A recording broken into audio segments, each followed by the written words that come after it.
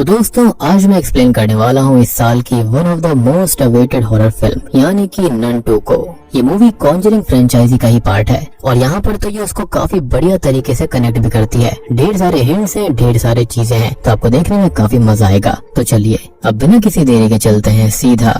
Video की तरफ। तो मूवी की शुरुआत होती है टैबस्कॉन 1956 फ्रांस में, यानी कि 1952 के इवेंट्स के 4 साल बाद, जहां पर हम एक चर्च को देखते हैं जहां एक बच्चा जैक होता है जो कि रेगुलरली चर्च जाया करता था और फादर के कामों में हाथ बटाता। यहाँ पर ये फादर काफी जरूरी थे और किसी खास मकसद से यहाँ पर थे। खैर आज के मास के बाद वो अपना काम खत्म कर रहा होता है और यहाँ पर वाइन को नीचे रखने जा रहा होता है कि तभी उसे किसी की हलचल का एहसास होता है, जिसको वो चेक करता है तो उसे काफी भयानक आवाज सुनाई देती है। अब वो फादर को बुलाने जाता है और तभी फादर वहाँ पर आते हैं और जब वो दोनों चेक करते हैं तो वहाँ पर उन्हें होली वाटर बहुत ही तेजी से उबलता हुआ दिखाई देता है जो कि भाप बनकर उड़ जाता है और उसी के पीछे ही हम किसी शैडो को देख पाते हैं जहाँ पर बहुत ही खौफनाक मंजर हमको दिखता है और इसको हम अच्छे से जानते हैं। ये कोई और नहीं बल्कि नन यानी कि डीमन वैलक होता है और ये फादर को बड़ी बेरहमी से हवा में उड़ाता है और उनको जिंदा जलाकर खत्म कर देता है। और यहाँ पर आप सोच रहे होंगे कि रैंडमली वैलक ऐसे ही सबको मार रही है, लेकिन यहाँ पर ऐसा बिल्कुल नहीं था। वैलक का एक बहुत ही खतरनाक मकसद था। डीमन वैलक का यहाँ पर एक बहुत ही भयानक मकसद था इसके पीछे। खैर इसी के साथ में उस चर्च के टॉप फ्लोर पर हम नन को देखते हैं और नीचे एक व्यक्ति अपना बैग लेकर वहाँ से बाहर आता हुआ नजर आता है, यानी कि ये आदमी और वैलक यहाँ पर जुड़े हुए थे। खैर अब सीन यहाँ से शिफ्ट होता है और हमें दिखाया जाता है सिस्टर आयरीन को जो कि अब किसी चर्च में रहती है। और जैसा कि मैंने बताया कि नन के इवेंट्स के बाद कहानी 4 साल आगे जा चुकी है और यहाँ पर किसी को सिस्टर आयरीन के बारे में ज्यादा नहीं पता कि उन्होंने आखिरी मूवी में वैलक से लड़ाई करी थी, बल्कि सब यही जानते हैं कि वो जो कोई भी सिस्टर थी वो कहीं दूर चली गई थी या फिर पागल हो गई थी। खैर अब आयरीन यहाँ पर अच्छी खासी लाइफ को बिता रही होती है और गॉड की शरण में होती है। तभी यहाँ पर हमें एक नई लड़की डेबरा दिखाई जाती है जिसका इंटरेस्ट यहाँ पर नन बनने में और गॉड की तरफ काफी कम होता है। अब वो दोनों बात करती हैं जहाँ पर डेबरा अपने बारे में बताती है कि उसके फादर ने उसे यहाँ पर भेज दिया क्योंकि उसके भाई देश सेवा के लिए गए हैं, तो फादर ने उसको गॉड की सेवा के लिए भेज दिया है, जिस पर ये दोनों थोड़ा सा मजाक करती हैं। सिस्टर आयरीन अपने बारे में बताती है कि उसके फादर ने उसको यहाँ भेजा था और वो उसे उतना खास पसंद नहीं करते थे। इवन वो उसकी मदर को भी पसंद नहीं करते थे और उसे अपनी माँ के बारे में ज्यादा कुछ याद नहीं है, बस छोटी मोटी झलकियाँ याद हैं और इन झलकियों में हम उसकी माँ को भी देख पाते हैं। और ना पसंद करने का रीजन यही था कि यहाँ पर जो इनको विजन्स वगैरह आते हैं वो सबको झूठ लगते थे। खैर यहाँ पर अब चर्च में आखिरी मूवी के हादसों के बारे में चर्चा हो रही थी, लेकिन किसी को ये नहीं पता था कि वो नन खुद सिस्टर आयरीन थी। इनफैक्ट वो खुद इन चीजों से दूर रहना चाहती थी क्योंकि भले ही वो इविल को हराने में कामयाब हो गई, लेकिन हम जानते हैं कि हर इंसान के अंदर डर होता है जो कि उसके अंदर घर कर चुका था। खैर तभी यहाँ पर मूवी का सीन थोड़ा सा शिफ्ट होकर फ्रांस के अंदर एक बोर्डिंग स्कूल की तरफ जाता है जहाँ पर आखिरी मूवी का फ्रेंच या फिर मॉरिस काम कर रहा था और स्कूल को मैडम लॉरेंटो चलाया करती थी और नेचर वाइज वो काफी एग्रेसिव होती है मॉरिस के साथ में, जिसके पीछे एक रीजन है। असल में उनका बेटा सेड्रिक यहीं पर चैपल के अंदर मारा गया था, जिसकी वजह से चैपल के अंदर जाने पर प्रतिबंध लगा हुआ था। खैर यहाँ पर सोफी नाम की एक मासूम सी लड़की भी पढ़ती है जिसकी मदर केट वहीं पर पढ़ाती हैं और मॉरिस सोफी का बहुत अच्छा दोस्त है और उसकी केट से भी अच्छी खासी बॉन्डिंग थी। वो उसकी काफी केयर भी करता है और सबसे बड़ी बात कि यहाँ पर 3-4 ऐसी लड़कियां हैं जो कि सोफी को बुली करती रहती हैं, जिनसे अक्सर मॉरिस उसको बचाता है। वो उसको उसका बॉयफ्रेंड कहकर चिढ़ाती हैं। और सबसे बड़ी बात ये होती है कि यहाँ पर हम क्लियरली देख पाते हैं कि मॉरिस के साथ में कुछ न कुछ गड़बड़ है और हम जानते हैं कि वो क्या गड़बड़ है। उसके अंदर नन यानी कि वैलक थी, जिसके बाद में अगले सीन के अंदर हम एक लड़की को यहाँ पर देखते हैं जो कि कुछ सामान डिलीवरी करने के लिए यहाँ पर आती है और उसको अजीब हालत में मॉरिस मिलता है। मॉरिस यहाँ पर असल में कॉकरोचेस को खा रहा था और कॉकरोचेस को साफ करने के लिए इसी बोर्डिंग स्कूल की मैडम ने ही उसको बोला था, जिसके पीछे रीजन ये होता है कि यहाँ पर जो बुरी लड़कियां थी ना, उन्होंने यहाँ पर मैडम के रूम के अंदर कॉकरोचेस डाल दिए थे। खैर मॉरिस के अंदर से अचानक से ही वैलक बाहर आकर उस लड़की को खत्म कर देती है। और अब तक आपको समझ में आ गया होगा कि शुरुआत में जो आदमी वहाँ पर सूटकेस लेकर निकला था जिसने कि फादर को जलाकर मार दिया था, वो कोई और नहीं बल्कि यहाँ पर मॉरिस ही था, जिसके अंदर नन थी यानी कि वैलक। और वैलक यहाँ पर ऐसे ही किसी को नहीं मार रही बल्कि इसके पीछे बहुत ही सॉलिड रीजंस हैं। खैर दूसरी तरफ हम देखते हैं कि सिस्टर आयरीन को यहाँ पर नाइटमेयर्स आते हैं मॉरिस के, जो कि उसे मदद मांग रहा होता है, लेकिन तभी उसे वैलक डरा देती है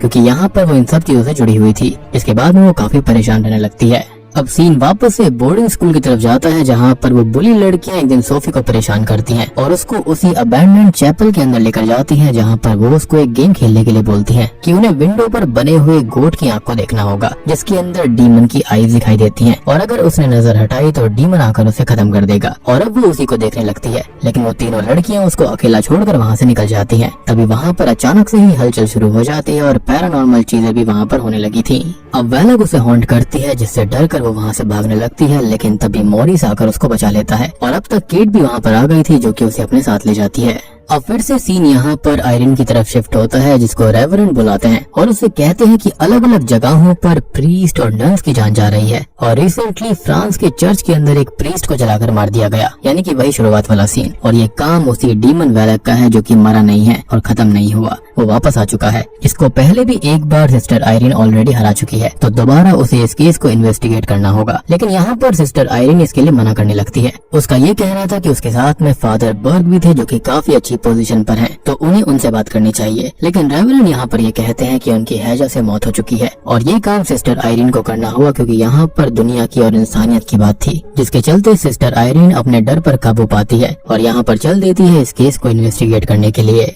क्योंकि यहाँ पर रेवरेंड का ये मानना था कि ये मौतें ऐसे ही नहीं हो रही हैं। यहाँ पर जो सारी की सारी जड़ें हैं वो रोमानिया से जुड़ी हैं, लेकिन यहाँ पर वो वैलक क्यों आ चुका है, तो इसका रीजन सिस्टर आयरन ही पता लगा सकती है। खैर अब आयरन फ्रांस के उसी चर्च के लिए निकल जाती है, जहाँ पर फादर को जलाकर राख किया गया था, और यहाँ पर उसका साथ देने के लिए सिस्टर डेब्रा चुपके से ट्रेन के अंदर चढ़कर उसके साथ निकल जाती है, जिस पर आयरन उसको समझाती है कि ये ठीक नहीं होगा और पता चलने पर उसको निकाल दिया जाएगा। लेकिन डेब्रा उसे अपनी माँ की फोटो दिखाकर बोलती है कि वो भी जलकर ही मारी गई थी और वो उनको ही अपना गॉड मानती थी, और तब से उसका फेथ टूट चुका है और उसे कोई भी मिरेकल नजर नहीं आया, और वो नहीं मानती कि वाइन को छूकर प्रेयर्स करने से वो जीसस क्राइस्ट के खून में बदल सकता है। इस पर आयरन बोलती है कि वो अपने फेथ पर ध्यान दे और फेथ से बड़ी कोई भी चीज नहीं है, और फेथ के चलते ही बड़े बड़े मिरेकल्स होते हैं, जो कि उसने खुद देखे हैं। और मेरे ख्याल से डेब्रा यहाँ पर उसी मिरेकल को देखने आई थी। खैर इसी बीच वो उसको अपनी मदर की भी कहानी सुनाती है कि उसने उससे झूठ कहा था। उसे अपनी माँ अच्छे से याद है, जो कि गॉड में बहुत मानती थी और उनको गॉड की साइट मिली हुई थी, लेकिन उसके हस्बैंड उसको पागल समझते थे, और फिर उसके पिता ने उसकी माँ को मेंटल हॉस्पिटल में भेज दिया था हमेशा के लिए, जिसके बाद से वो उनको नहीं देख पाई। खैर अब वो दोनों फ्रांस पहुँच जाते हैं और इन्वेस्टिगेशन शुरू होती है, और आयरन को यहाँ पर आते ही जैक के विजन्स आने लगते हैं, यानी कि चर्च के अंदर आते ही, और जैक ने यहाँ पर उसे एक क्रूसीफिक्स भी पकड़ाया था। खैर अब यहाँ पर वो थोड़ी बहुत छानबीन करती है और नन के विजन्स उसको बार बार हॉन्ट करते रहते हैं। अब तभी उसे खेलता हुआ जैक मिल जाता है, लेकिन वो उसे कुछ खास नहीं बताता। वो बस ये बोलता है कि हाँ उसने देखा था उस शैडो को, यानी कि वैलक को, और तभी उसे नन हॉन्ट करती है, जो कि काफी बेहतरीन सीन होता है। आपने ट्रेलर्स के अंदर वो सीन देखा होगा जहाँ पर किताबें अपने आप ही पलटकर नन का यानी कि वैलक का रूप ले लेती है, तो यहाँ पर वही सीन आता है। अब यहाँ पर वैलक सिस्टर आयरन का गला पकड़ लेती है, जिसके बाद में वो किसी नन को देखती है जिसकी आंखें निकाली जा रही थी, जिसके बाद में सिस्टर आयरन बेहोश हो जाती है और डेब्रा आकर उसको संभालती है। अब तभी हमें स्कूल के अंदर दिखाया जाता है कि मॉरिस बार बार वैलक के द्वारा पजेस हो रहा था, और यहाँ पर बहुत सारे हॉन्टिंग्स हो रही थी, जिससे कि सोफी काफी डर जाती है। और यहाँ पर कॉन्जरिंग 2 का वो रेफरेंस आता है, या फिर ये कहे कि फ्यूचर इवेंट सोफी को दिखाई देते हैं कि ये गेट खुलता है, जो कि मेरे ख्याल से लॉरेन वॉरेन का ही घर था। और ये एग्जैक्ट वही सीन था जब लॉरेन ने यहाँ पर नन का नाम निकालने की कोशिश करी थी, यानी कि असली नाम, जब हॉलवे के अंदर उसको नन दिखाई देती है और यहाँ पर उसकी बेटी उस तरफ इशारा करती है। तभी सिस्टर आयरन को हॉस्पिटल के अंदर होश आता है, जहाँ पर वो समझ जाती है कि आखिरी टाइम मॉरिस ने उसका साथ दिया था, उसको बचाया था, और तभी वैलक ने उसको अपना शिकार बना लिया, उसको अपने वश में कर लिया, और इस तरह से वो बच गई। और अब सब जगह घूमकर वो लोगों की जान ले रही थी। और जैसे कि मैंने आपको पहले बताया था कि मूवी की शुरुआत में वो मॉरिस ही था जिसके अंदर नन समाई हुई थी, यानी कि वैलक उससे ये सब कुछ करवा रहा था। अब डेब्रा उसको बताती है कि जैक उससे मिलने आया था और उसको एक होली क्रॉस देकर गया है। जी हाँ, जो कि यहाँ पर सिस्टर आयरन ने अपने सपने में यानी कि अपने विजन में भी देखा था, जिस पर कोई सिंबल बना हुआ था, और ये सिंबल सभी मरने वाले लोगों के क्रूसीफिक्स के ऊपर भी था, यानी कि ये बहुत ही खास है। और अब इस सिंबल के बारे में पता लगाने के लिए वो दोनों ही कैथोलिक आर्काइव में जाते हैं, जहाँ पर उनको पता चलता है कि ये सिंबल एक खानदानी सिंबल है, जो कि सेंट लूसी के खानदान से है, और उसने अपने विजन्स के अंदर सेंट लूसी की आंखें निकलते हुए ही देखी थी, जो कि एक बहुत ही पावरफुल रेलिक है, या फिर ये कहीं एक प्राचीन चीज है, और फिलहाल उनको छुपाया गया है। और तभी सिस्टर आयरन कहती है कि ये सभी लोग सेंट लूसी के वंशज हैं।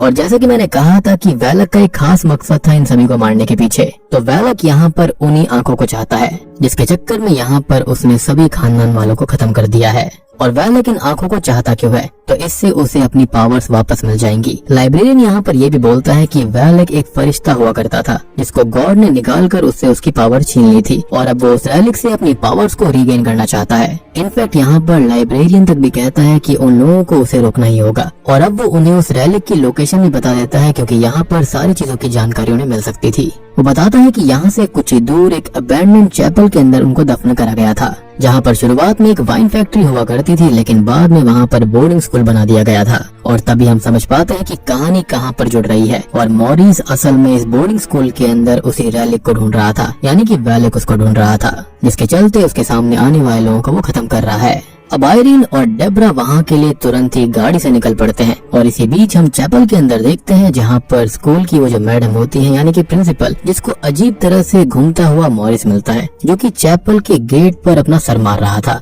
जिसको वो होश में लेकर आती है और वो उसको सोने के लिए भेज देती है, जहाँ पर मॉरिस बस यही कहता रहता है कि मुझे नहीं पता कि मैं यहाँ पर कैसे आया। तभी उसे चैपल से कुछ आवाजें आने लगती हैं जहाँ पर लॉक खोलकर वो अंदर जाती है और तभी उसके मरे हुए बेटे सेड्रिक का गोस्ट उसे हॉन्ट करता है और हम जानते हैं कि यहाँ पर सेड्रिक की स्पिरिट को किसी और ने नहीं बल्कि नन ने यानी कि वैलेक ने ही इस्तेमाल किया है ताकि यहाँ पर वो उसकी माँ को लुभा पाए। अब वैलेक सेड्रिक की स्पिरिट के जरिए ही उसकी माँ को पिटवा पिटवा कर मार डालती है। अब अगली सुबह जब वहाँ पर केट आती है तो उसको यहाँ पर मैडम की लाश मिलती है जिसको यहाँ से ले जाया जाता है और यहाँ पर ये सभी बहुत ही ज्यादा डर गए थे और टूट गए थे। तभी उसी शाम हम देख पाते हैं कि मॉरिस, केट और सोफी वहाँ पर डांस कर रहे होते हैं कि तभी वहाँ पर मॉरिस की तबीयत काफी खराब हो जाती है और उसके शरीर पर यानी कि उसकी गर्दन के नीचे की साइड पर उल्टा क्रॉस बहुत ही भयानक दिख रहा था और हम क्लियरली समझ पाते हैं कि उसका पोजीशन बहुत ही ज्यादा बढ़ चुका है। तभी आयरीन और डेब्रा भी यहाँ पर आ जाती हैं। वो मॉरिस से यहाँ पर सोफी और केट को दूर होने के लिए बोलती है क्योंकि आयरीन जानती थी कि मॉरिस के अंदर वैलेक है और तभी वैलेक उसके अंदर जाग उठता है। वो बहुत ही भयानक तरह से मॉरिस को पदस कर लेता है।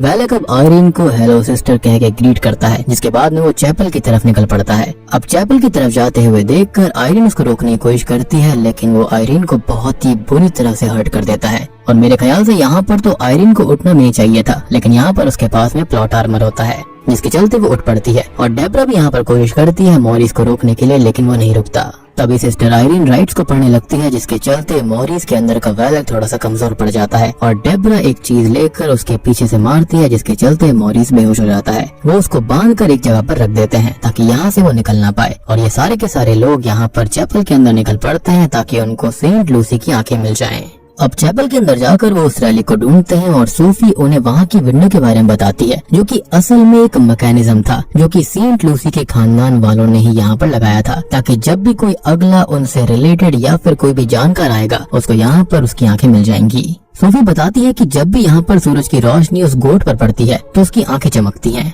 अब डेब्रा वहाँ पर जाकर टॉर्च मारती है जिसके चलते एक लाल रंग की रे जो होती है वो डायरेक्टली रास्ता दिखाती है कि वहाँ पर सेंट लूसी की आंखें कहाँ हैं। तभी वो रैलिक निकाल लेती है और तभी मॉरिस भी जाग उठता है। साथ ही साथ उस विंडो से वो जो गोट होता है ना यानी कि जिसको ये डीमन मान रहे थे वो वहाँ से गायब हो जाता है जिसके चलते सोफी बहुत डर जाती है। अब तभी हम बाकी बच्चियों को देख पाते हैं जिनको वो गोट मॉन्स्टर यानी कि वैलेक का रियल रूप हॉन्ट करने लगता है और ये रियल रूप हमने कॉन्जरिंग 2 के एंड में भी देखा था जब यहाँ पर लॉरेन को उसका रियल नेम वैलेक पता चल गया था जब वो उसको हेल में बैनिश कर देती है। खैर तभी अब डेब्रा वहाँ पर आ जाती है और उन बच्चियों को बचाने की कोशिश करती है। अब वो गोट मॉन्स्टर उनके पीछे तो पड़ा ही हुआ था कि साथ साथ वहाँ पर हलचल शुरू हो जाती है और अब ये सभी भागकर एक दूसरे रूम में चले जाते हैं जहाँ पर उसे प्रिंसिपल का भूत उनको हॉन्ट करता है जो कि मेरे ख्याल से काफी अच्छा हुआ क्योंकि ये सभी लोग सोफी को बहुत ही ज्यादा बुली करते थे। तभी सिस्टर आयरीन को दिखाया जाता है जिसके साथ सोफी होती है और यहाँ पर केट भी थी जो कि अब बच्चियों के पास में चली जाती है क्योंकि उन्हें उनकी आवाज आ रही थी।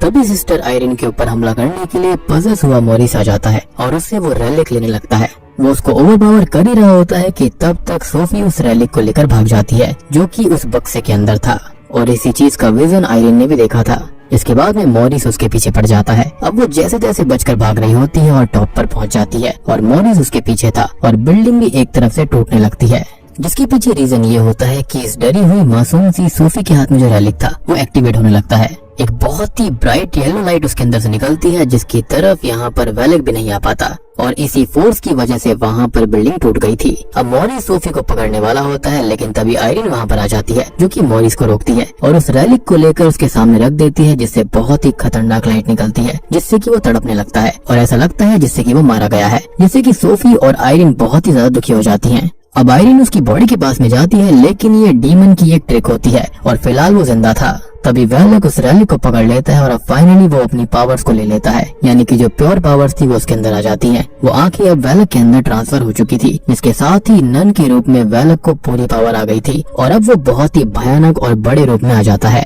साथ ही साथ हम ये देख पाते हैं कि केट के साथ में जो बच्चियां होती हैं, स्पेशली एक बच्ची जो कि सोफी को बुली किया करती थी, उसके अंदर वो मॉन्स्टर अपना नाखून गड़ा देता है जो कि मेरे ख्याल से बहुत ही सेटिस्फाइंग चीज थी क्योंकि उस बच्ची ने यहाँ पर सोफी को मरवाने की कोशिश करी थी और कहते हैं ना, अपने कर्मों की सजा तो इसी धरती पर भुगतनी पड़ती है। खैर वेलेक इतना शक्तिशाली हो चुका था कि यहाँ पर वो आयरिन को उठाकर जलाने लगता है जैसे कि उसने उस फादर को जलाया था, लेकिन इतने में ही उसे अपनी मदर की याद आती है। साथ ही साथ हम एक और झलक देख पाते हैं यहाँ पर लॉरेन वॉरेन की, यानी कि देख रहे हो कि यहाँ पर सारे के सारे फ्यूचर इवेंट्स दिख रहे हैं और कैसे चीजें कनेक्ट हो रही हैं। जिसके बाद सिस्टर आयरिन की, उसकी माँ की और लॉरेन वॉरेन की आंखें चमकती हैं, जिसका सिंपल सा मतलब ये था कि ये सारी की सारी वंशज हैं सेंट लूसी की। जी हाँ, और इसी तरह से यहाँ पर लॉरेन वॉरेन और आयरिन कनेक्टेड हैं। तो फिलहाल आयरिन को किसी भी रेलिक की जरूरत नहीं थी क्योंकि उसकी आंखें ही यहाँ पर काफी हैं। उसके खुद के अंदर शक्तियाँ हैं जिसके चलते वो आग को बुझा देती है और नन को भी हराने लगती है।